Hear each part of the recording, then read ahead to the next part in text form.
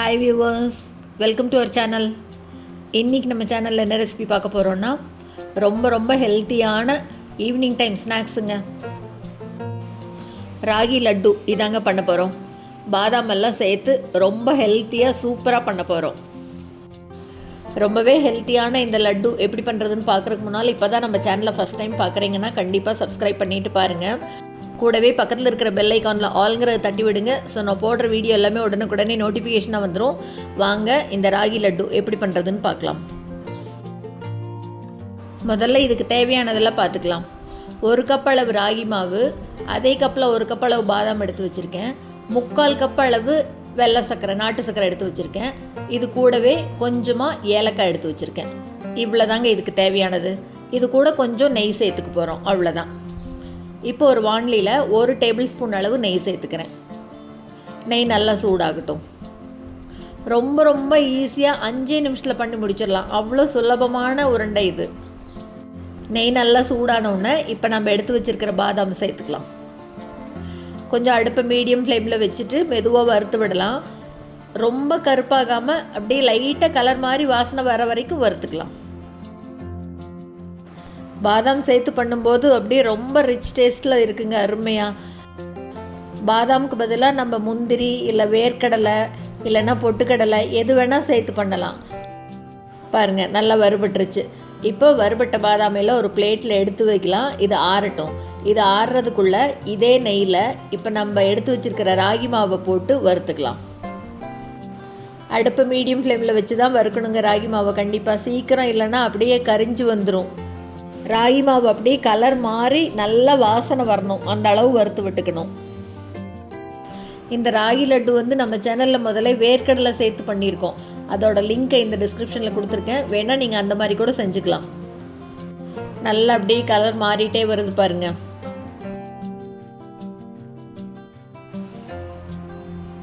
போதும் பாருங்கள், நல்ல வாசனை வர ஆரம்பிச்சிருச்சு. இந்த அளவு வறுபட்ட உடனே இப்போ அடுப்பை ஆஃப் பண்ணிவிட்டு இதையும் அப்படியே கொஞ்சம் ஆற வைக்கலாம்.